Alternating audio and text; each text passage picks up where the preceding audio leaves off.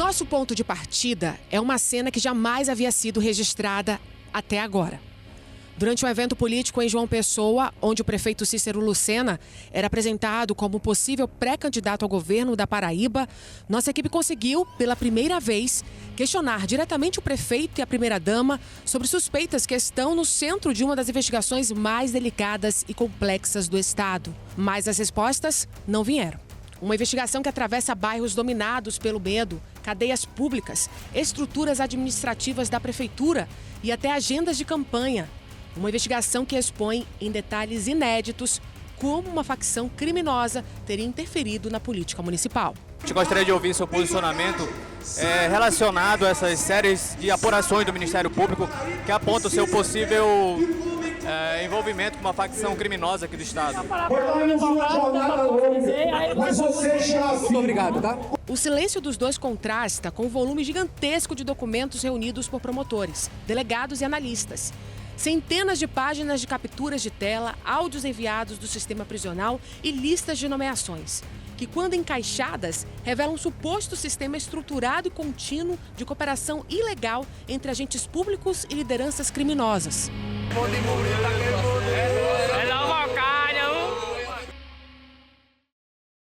Boa noite. Você que nos acompanha em toda a região norte, em várias partes do Brasil, viu algo suspeito? Mande sua denúncia para o Norte Investigação. O nosso WhatsApp, 92 o prefixo, 99297-2401. O que estiver errado, a gente vai investigar, vai atrás das respostas. Em João Pessoa, uma investigação complexa da polícia e do Ministério Público revela como a facção Nova Al-Qaeda teria influenciado o cenário político durante as eleições de 2024. Documentos apontam que lideranças do crime, mesmo presas, mantinham contato com nomes importantes da administração municipal. Nas interceptações, nas mensagens analisadas, aparecem pedidos de nomeações, promessas de apoio eleitoral, reuniões secretas envolvendo a primeira-dama e possíveis mulheres de chefes do tráfico. São registros que levantam suspeitas sobre a profundidade dessa relação, o impacto dela no resultado das urnas. A nossa equipe buscou respostas que a população ainda não teve. Hoje você vai ver, com exclusividade, todas as provas, todos os depoimentos, a reação do prefeito e da primeira-dama quando são confrontados sobre as acusações. Acompanhe agora todos os detalhes de mais uma reportagem exclusiva do Norte Investigação.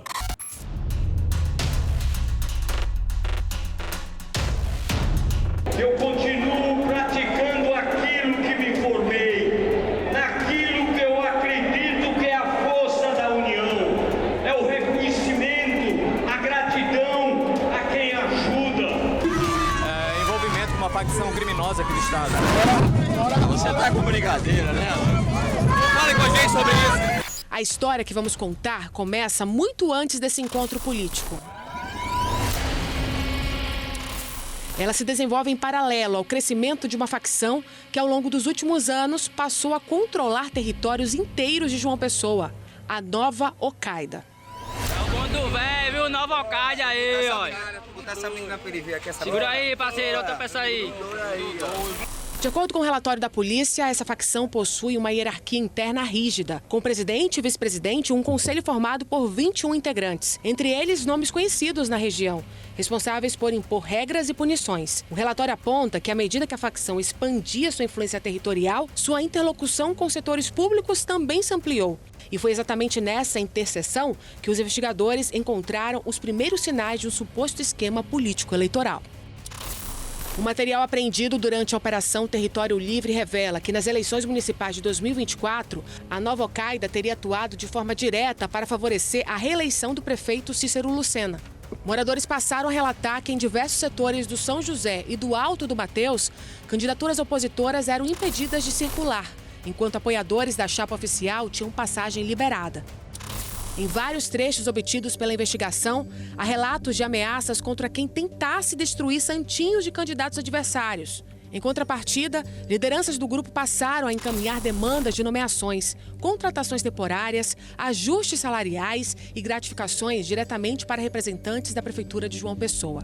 Para os investigadores, a chave da operação estava no papel desempenhado pela primeira-dama, Laura Emília Lucena. Segundo as investigações, ela era responsável por intermediar, acompanhar e validar pedidos feitos por integrantes da facção e seus familiares. Em setembro de 2024, após meses de monitoramento, Laura Emília foi presa pela Polícia Federal.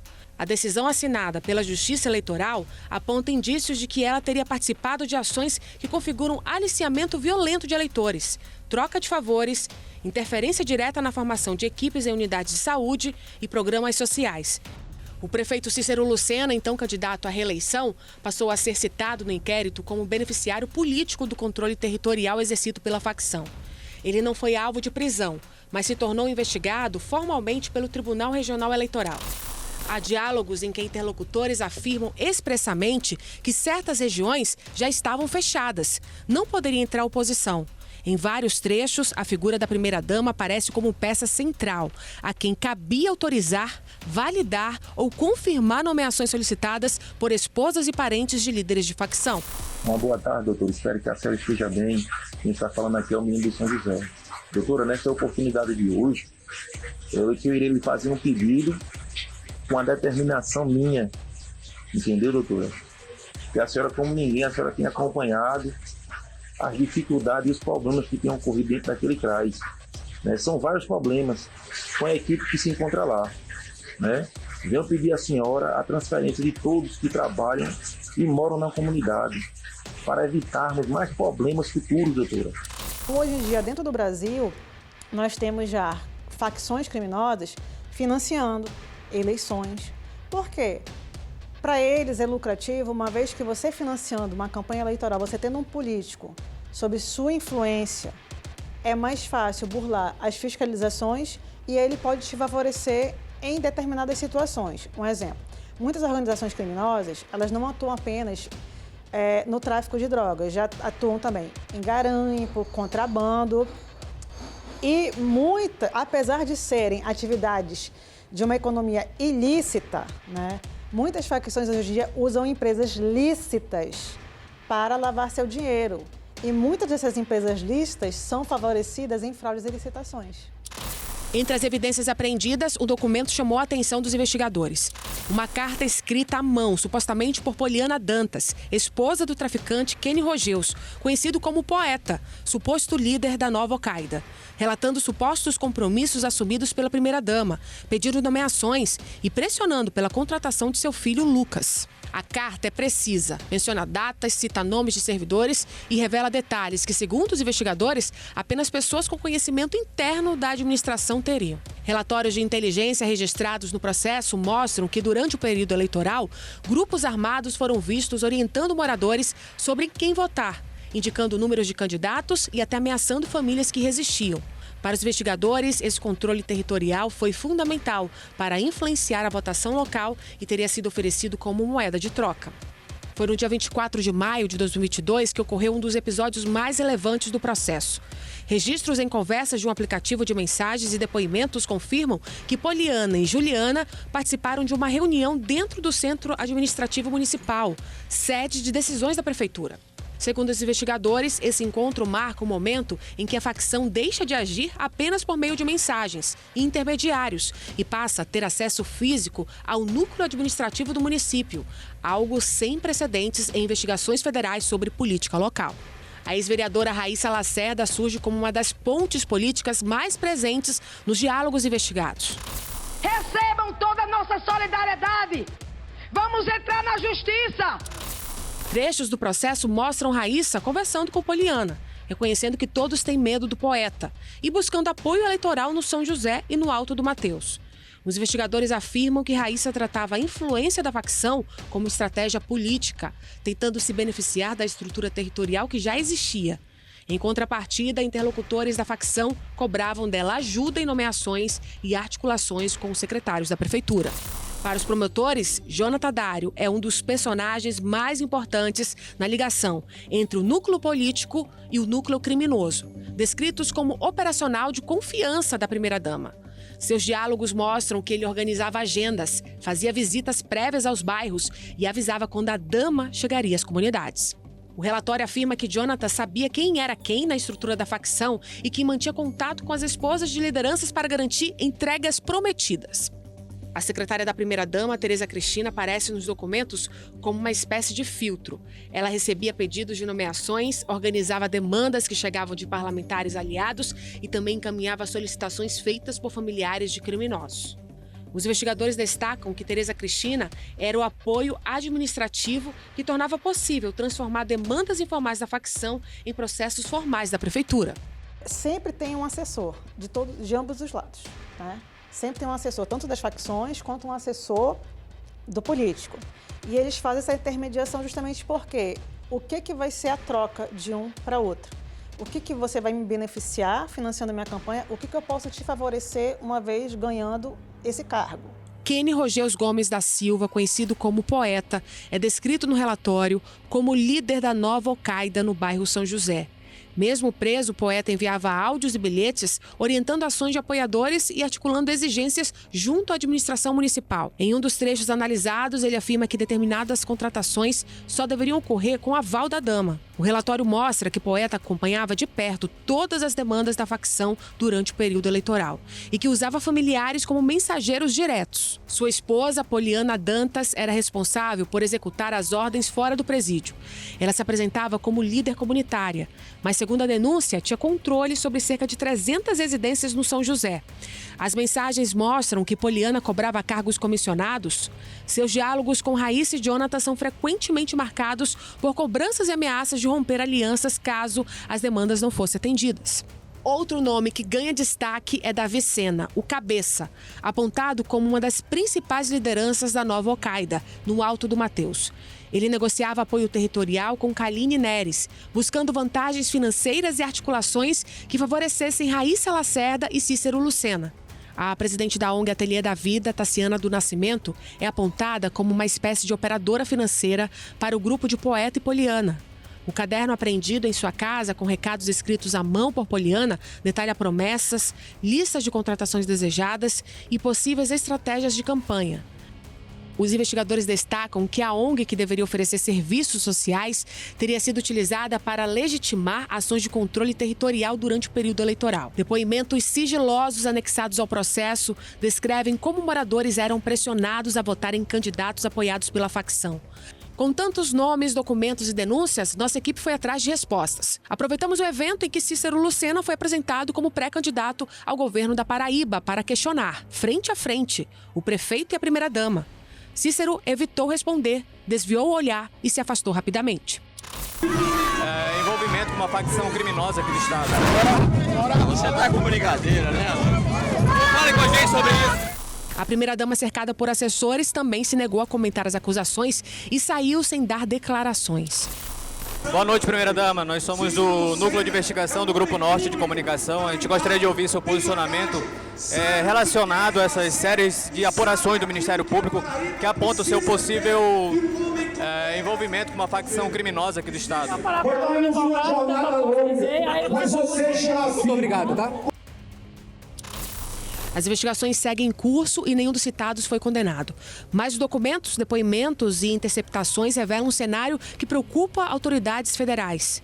A possibilidade que uma facção criminosa tenha influenciado diretamente a estrutura política e administrativa de João Pessoa. Quem realmente controla o território onde o voto deveria ser livre. É o Novar.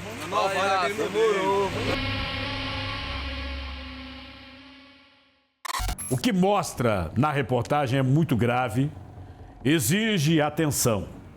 A justiça ainda investiga todos os envolvidos.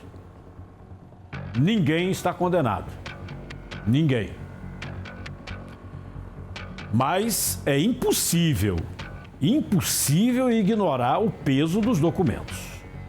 Mensagens, registros oficiais que sugerem uma aproximação indevida entre representantes do poder público e uma facção criminosa que controla territórios da capital paraibana. Ainda que não haja sentença, o fato de lideranças políticas serem citadas em conversas, reuniões, nomeações que envolvem familiares de criminosos já levantam uma preocupação legítima. Até onde foi essa influência, a influência dessa organização no funcionamento do município? Como isso impacta a vida dos moradores que vivem nesses bairros dominados pelo medo? E outro ponto que chama atenção: o papel das estruturas públicas. Quando setores administrativos, programas sociais e até a unidade de saúde aparecem em diálogos como possíveis moedas de troca.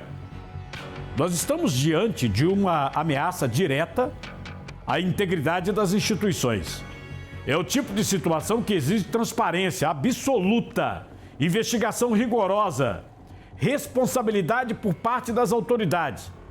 E também é preocupante observar que durante o processo eleitoral, equipes, candidatos, moradores tenham relatado pressões e restrições em áreas controladas pelo crime. Quando a liberdade do voto é ameaçada, não é apenas uma campanha que está em risco. É o próprio princípio democrático que sustenta o país. Por isso, papel nosso, imprensa, Ministério Público, dos órgãos de controle, isso é fundamental. Agora cabe à sociedade acompanhar de perto cada fase dessa investigação e cobrar que tudo seja esclarecido. Justiça, responsabilização. O que está em jogo não é nome, não são esses nomes, esses cargos. É a confiança do cidadão nas instituições e o direito de viver em uma cidade onde o Estado, e não o crime, determina o rumo da vida pública. Olha, e prefeito Cícero, o senhor deve explicações mais claras à sociedade da Paraíba. Explicações mais claras. Esse tipo de resposta não convence não, viu? Não convence a população que confiou, a população que votou no senhor. A nossa equipe ouviu o advogado de duas pessoas citadas na reportagem. Vamos ver o que a defesa falou. Veja. E ela tem um romance com um ex-jogador de futebol muito conhecido, que já jogou fora do país, jogou no Japão, jogou no Palmeiras, enfim. E aí esse companheiro dela, ele fez abriu como se fosse uma escolinha lá na região e sobrevivendo de ajuda. Então é um projeto social muito importante. E aí, por conta desse projeto, desse trabalho que tanto ela quanto ele realizam, então, queira ou não queira, isso desperta o interesse e o desejo de políticos. Então, ela sempre foi uma liderança lá naquela localidade e aí ela era procurada por políticos para apoiar esses políticos. Tanto é que assim que ela foi envolta nessa acusação, única e exclusivamente por apoiar político A, B ou C. Então, por conta disso, é que se diz que ela teria atuado para agir em questão de coagir eleitores, algo que não existe. Tanto ela quanto a senhora Poliana, que também é minha constituinte. Essa senhora Poliana, ela é companheira de um preso, de um penitente aqui de João Pessoa, em que ele foi imputado, que ele foi acusado de ser um dos chefes de uma facção criminosa aqui. Ele sempre negou. Eu não tenho contato com ele, tenho contato com ela, mas é uma senhora de conduta ilibada, nunca absolutamente, apesar de mais de uma década ter relacionamento com esse cidadão, ela nunca foi acusada de qualquer tipo de crime. Em nota, o prefeito de João Pessoa, Cícero Lucena, e a primeira-dama Maria Laura Emília Lucena informaram que as alegações recentemente difundidas distorcem a verdade e que não há em qualquer esfera ato, participação, ciência ou anuência por parte do prefeito ou da primeira-dama quanto aos fatos que vêm sendo insinuados. Confiam que toda a verdade será esclarecida no curso regular das apurações. E aí, quanto custa proteger, amparar, cuidar da sua família? Menos de R$ 1,50 por dia para você e mais 4 dependentes. Atendimento garantido pela Sul América. Bem mais. Cuida com telemedicina na palma da mão, clínico geral, pediatra 24 horas por dia, 7 dias por semana, ampara com assistência funeral de até R$ 5.000 e a proteção financeira de R$ 100.000 por invalidez ou morte acidental do titular. Segurança real em todas as fases da vida. Olha, o QR Code já está na tela, viu? É só acessar. Bem mais, lançamento da Sul América. Entre em contato, o preço é promocional, R$ 44,00 só para esse lançamento. Bem mais. Muito obrigado por sua audiência aqui no Norte Investigação. E olha, e você da região Norte e de outras regiões do Brasil, continue participando, envie sua denúncia, sua sugestão, nosso WhatsApp, 92 o prefixo 992972401. Próxima semana nós voltamos com mais uma reportagem investigativa exclusiva. Lembre-se, estamos também no site norte.com.br, nas redes sociais e na rádio Norte FM. Até lá!